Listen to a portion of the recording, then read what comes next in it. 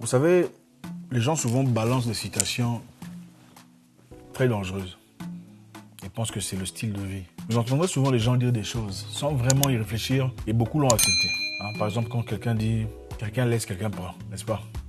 Quelqu'un laisse, quelqu'un prend. Ça veut dire quoi? Que si quelqu'un t'abandonne, une autre personne va te prendre. Le problème, c'est que moi j'ai un problème avec cette citation. Le problème avec cette citation, c'est que ça vous dépouille de la responsabilité de ce qui s'est passé, d'évaluation personnelle. Quelqu'un laisse, quelqu'un prend. Donc même si tu es mauvais, impoli, irrespectueux, sans caractère, si quelqu'un t'abandonne pour ça, pour avoir été impoli, insolent, irrespectueux, quelqu'un va te prendre. La finalité, c'est quoi? On devient incapable de se regarder dans une glace, incapable de faire un jugement neutre ou de s'évaluer. Vous savez, personne n'est parfait. Nul n'est parfait. Okay? Parce que très souvent, les gens ont tendance à croire que c'est toujours l'autre le problème. C'est toujours les autres. Le problème, c'est toujours les autres.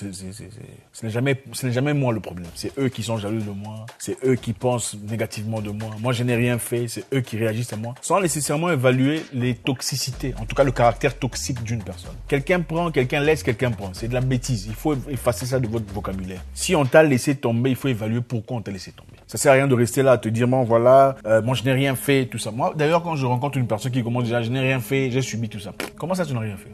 Si tu n'as absolument rien fait, alors dans ce cas, tu as été naïf ou naïve? Comment ça se fait que tu es tombé sur quelqu'un? On ne tombe jamais sur quelqu'un. Je suis tombé sur quelqu'un. Tu n'es pas tombé sur quelqu'un. Tu as intelligemment aimé ce qu'il représentait. Oui, parce que s'il ne t'intéressait pas, tu ne serais pas parti. Tu n'es pas tombé sur quelqu'un. Tu n'as pas réfléchi parce que tes émotions étaient beaucoup plus fortes que toi. C'est ce qu'il faut dire. Quelqu'un laisse, quelqu'un prend, c'est la bêtise. Quand on t'a laissé, il faut savoir on t'a laissé pourquoi. Quand on jette un truc dans la poubelle, on jette pourquoi. On jette les histoires dans la poubelle. Est-ce que tu as déjà vu un humain aller chercher les trucs dans la poubelle pour prendre? Non. C'est toujours une personne de classe inférieure qui pense que quelqu'un de classe supérieure est parti jeter dans la poubelle, n'est-ce pas? Vous ne verrez jamais une personne de même classe, des personnes de même classe. C'est les riches jettent, les pauvres prennent. Donc tu ne peux pas dire quelqu'un jette, quelqu'un prend. Non. On t'a abandonné parce que tu es sale et une autre personne de moins valeureux t'a pris. Deuxième citation qui me dérange. Moi, j'ai du mal à... Celui qui rentre chez son ex n'a pas compris la leçon. Qui vous a dit ça? Celui qui rentre chez son ex n'a pas compris la leçon. Ça, encore une fois, ça dénote d'une incapacité d'introspection. Donc, quand tu dis rentrer chez son ex, c'est n'avoir pas compris la leçon, ça veut dire pour moi que tu n'as absolument rien fait. En fait, tu as été victime. C'est ça, encore une fois, la carte de la victimisation. C'est lui qui était mauvais, c'est lui qui était méchant, c'est lui qui m'a manipulé. Mais comment il t'a manipulé? Tu étais bête. Si t'as manipulé,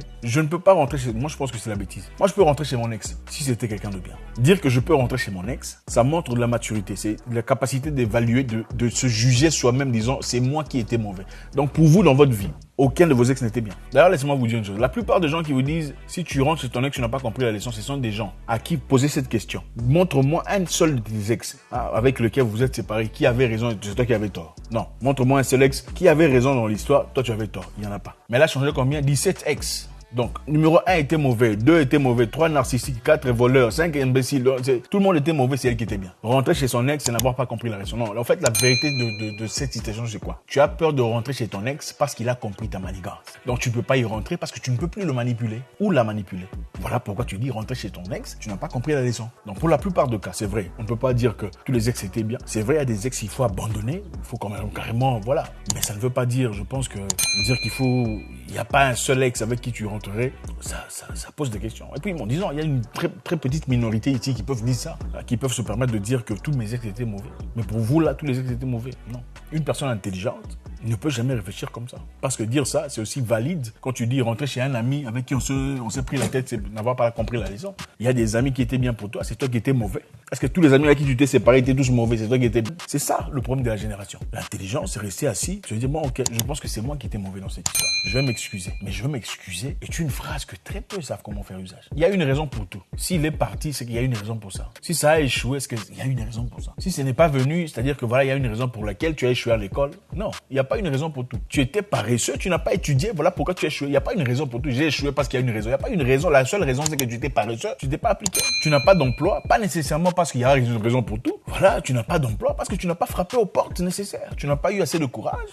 Tu n'as pas été assez humble pour dire je vais quand même aller demander ou aller me référer auprès d'une personne de mon niveau ou d'un niveau plus bas pour me donner une orientation. Il n'y a pas nécessairement une raison pour tout. Non, il n'y a pas une raison pour tout. Dire que voilà, ce qui est arrivé, il doit arriver. C'est n'importe quoi. Si c'est pour toi, c'est pour toi. Si c'est pour toi, c'est pour toi. On ne peut pas te ravir ça. Si c'est écrit que ça va t'arriver, c'est n'importe quoi. C'est pour les paresseux, les gens qui ne savent pas réfléchir. Regardez, dans ce monde ici, il faut bousculer les choses. Il y a des portes fermées, mais c'est seulement fermé parce que tu n'as pas encore bousculé.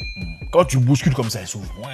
Voilà. Des fois, il faut bousculer les choses. Moi, j'arrête pas de le dire. Il m'est arrivé une fois, très longtemps. Moi, j'ai pas payé mon billet d'avion pour les États-Unis où mon père n'avait pas l'argent pour le faire. Ceux qui m'ont fait venir en États-Unis pour la première fois, c'était quoi? J'ai envoyé des emails. C'est comme ça qu'il faut bousculer la vie. On envoie ici, il y a des femmes ici que j'ai vues d'ailleurs. Je ne vous encourage pas de le faire. Mais il y avait 2, 3 autres, concurrentes à ses côtés. Elle était d'ailleurs la dernière. Mais aujourd'hui, c'est elle la première. Parce qu'elle a bousculé, elle a forcé les choses. Moi, je ne vous envoie pas aller chercher les maris d'autrui. Je vous dis seulement qu'il y avait une situation où moi, personnellement, je connais. La femme, elle n'était pas, elle n'était pas tout ça. Mais à partir de là où elle était, elle s'est battue. Aujourd'hui, c'est elle. Bon, ça, c'est appliqué selon vos valeurs. Il ne faut pas dire que voilà, tout ce qui est à toi et à toi. Il n'y a pas ce qui est à toi et à toi. Il faut aller chercher. Voilà pourquoi vous allez puiser de l'eau. Voilà pourquoi vous allez vous laver. Pourquoi vous ne restez pas à la maison en disant, bon, je sens mauvais, mais bon, si je suis censé sentir bon, je sentirai bon. Non, tu vas te laver. Le matin, tu dis pas, bon, je vais pas bosser ma bouche. Si ma bouche est censée sentir bon, ça sentira bon. Non, tu vas dans la salle de bain, tu brosses ta bouche. Il y a des choses qu'il faut bousculer dans la vie. L'argent ne fait pas le bonheur. Bon, c'est très discutable. Dans un monde non capitaliste, l'argent ne fait pas le bonheur. La plupart des gens qui te disent l'argent ne fait pas le bonheur, pas tous, mais relativement à ceux qui te disent voilà, la beauté c'est intérieur, c'est souvent des gens qui sont pas nécessairement beaux ou belles. Ok, il y a une beauté extérieure, une beauté intérieure, c'est pas la même chose. L'argent ne fait pas le bonheur, c'est pas tout à fait vrai. L'argent facilite beaucoup de choses. L'argent facilite beaucoup de choses que beaucoup de personnes dans un monde capitaliste s'appellent le bonheur. Voyager, il faut de l'argent. Des bijoux, il faut de l'argent. Une voiture, il faut de l'argent. Un téléphone iPhone 14, il faut de l'argent. Un voyage à Dubaï, il faut de l'argent. Des gâteaux, le bonheur, l'argent, enfin, même l'amour sans argent. Pour ceux qui aiment les choses, c'est difficile. À moins que vous soyez ceux-là, ok, de ceux-là qui vivent au village, qui se contentent des... Ça peut marcher pour vous. Mais dans le monde capitaliste, l'argent joue un rôle très important. L'argent, certes, ne fait pas le bonheur. L'argent n'achète pas la santé. L'argent ne donne pas l'appétit. L'argent ne donne pas le sens de paix. Mais l'argent facilite les choses que vous aimez. Voilà. Donc, si vous ne faites pas partie de ces gens qui aiment le matériel, alors là, on peut dire qu'on n'a pas besoin d'argent pour être heureux. C'est vrai, on peut être heureux sans nécessairement avoir beaucoup d'argent. C'est très possible.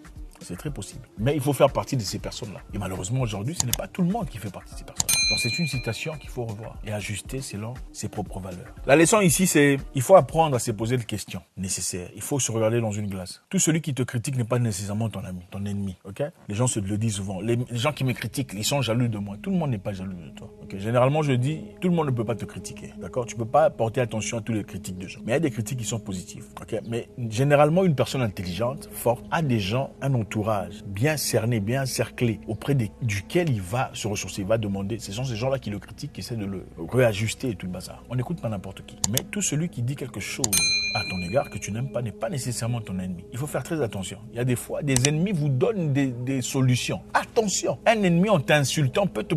Regardez, un homme très intelligent fait quoi? Quand on t'insulte, regarde ton visage sale comme ça avec des boutons. Qu'est-ce que tu fais? Tu vas chercher comment traiter tes boutons. T'as critiqué, certes. Il a dit des bêtises.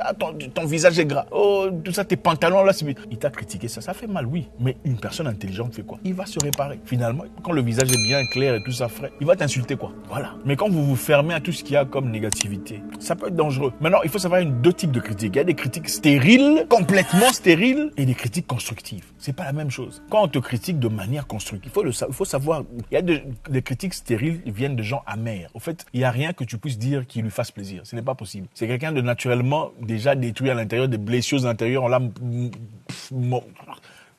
Tu peux rien faire pour cette personne. Ce n'est pas toi le problème, c'est son passé, c'est sa vie. Elle vient de déverser sur toi les éléments de son passé. Vous savez très bien comment identifier ces personnes. Mais toutes ces personnes qui disent « Ah, elle a changé », ce n'est pas nécessairement parce qu'ils sont mauvais. Attention, il faut vérifier pourquoi on dit que j'ai changé. Évaluer pourquoi on dit que j'ai changé. Et juger à la fin.